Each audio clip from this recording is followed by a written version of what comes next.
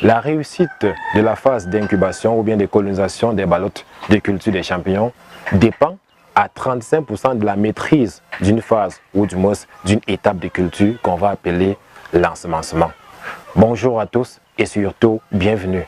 Aujourd'hui, nous allons vous montrer comment réussir l'ensemencement de ces ballottes de culture des champignons afin de garantir une incubation ou du moins une colonisation à 100%.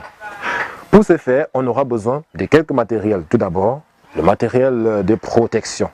Parmi le matériel de protection, on peut avoir les gants de pharmacie, on peut avoir les cache-nez. Mais dans le cadre de cette pratique, je ne vais pas porter le cache-nez parce qu'il va falloir que le son soit clair. Et les gants non plus, je ne les porte pas parce que je me fais confiance. Je sais comment je travaille, je sais les conditions d'hygiène dans lesquelles je travaille. Donc, je ne vais pas porter les gants juste pour que la tâche soit un peu facile. Mais chez vous, vous allez devoir porter les gants afin de pouvoir travailler. Voilà. Bien que je ne porte pas les gants, je prends le soin de stériliser mes mains dans une solution soit de chaud, soit avec l'alcool ou bien l'eau de javel. Donc, lorsque vous avez disposé le matériel de production, lorsque vous avez disposé le matériel de protection, vous allez donc tout simplement chercher une fourche ou bien une fourchette que vous allez au préalable la stériliser. Stériliser la table sur laquelle vous travaillez, c'est une table qu'on va généralement appeler la table d'ensemencement. Donc, vous pouvez la stériliser. Je viens de citer les différents stérilisants. Avec le même stérilisant, c'est-à-dire soit l'alcool, soit le lait de chaud ou encore l'eau de javel, vous pouvez laver la boîte de semences. Donc, laver la boîte de semences revient tout simplement à détruire les microbes pouvant se trouver sur le couvercle ou bien sur la boîte, parce que généralement lorsque elle est posée dans le magasin, il y a les poussières qui vont tomber dessus, et qui dit poussière dit microbes et consorts. Donc lorsque vous avez pris les conditions de stérilisation de votre milieu, c'est-à-dire vos mains, la fourche, la table, maintenant place à l'ensemencement proprement dit. Pour ce faire, vous devez porter votre ballotte, ainsi tirer le nœud, parce qu'il faut préciser que lorsqu'on charge une ballotte pour l'attacher, mettre dans un stérilisateur, on attache toujours avec un nœud pour faciliter donc cette opération-là. Voilà, donc quand vous tirez le nœud, vous passez à une étape qu'on va appeler le pré-tassage, parce qu'il y a deux opérations de tassage.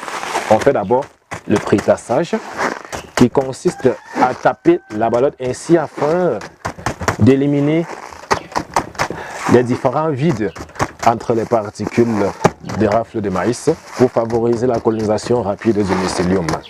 Mais on ne tasse pas aussi trop parce qu'il va falloir qu'il y ait aération du milieu de culture. Voilà. Il va falloir que l'air circule paisiblement dans le milieu de culture. C'est pourquoi on ne va pas trop tasser. Voilà, une fois que vous avez tassé ainsi, vous allez porter votre boîte de semences, l'ouvrir. S'il y a une gomme au-dessus là, vous allez la retirer et mettre dans une poubelle. Voilà. Maintenant, pour ensemencer, l'opération est simple. Vous videz juste votre semence là de la moitié de son contenu. Moitié de son contenu parce qu'une boîte d'1 litre comme celle-ci, c'est pour 5 kg de substrat pasteurisé. Et chez nous, généralement, nous faisons les ballottes de 2,5 kg l'une. C'est la raison pour laquelle une boîte comme celle-ci, c'est pour 2 ballottes. Vous allez donc émietter. Et si en le faisant, ça tombe là, il faudra juste laisser. Donc, vous videz la boîte de la moitié de son contenu là.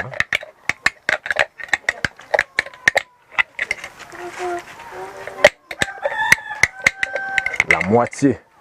Une fois la moitié du contenu de la boîte vidée, vous allez propager votre semence.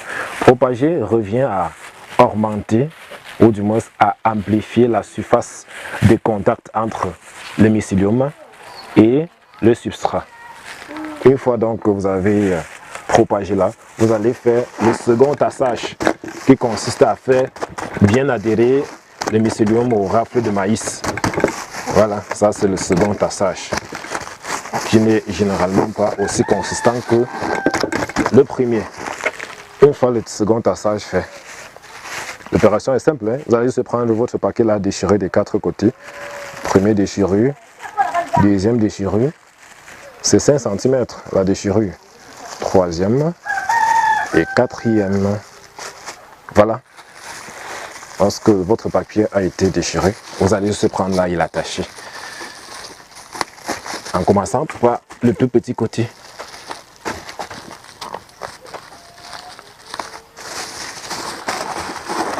Deuxième côté, vous l'attachez.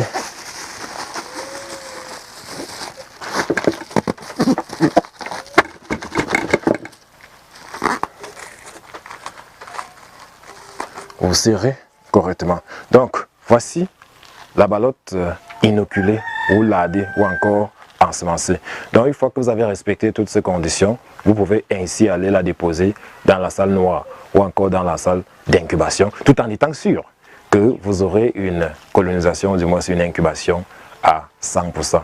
Donc, merci et rendez-vous dans la prochaine capsule.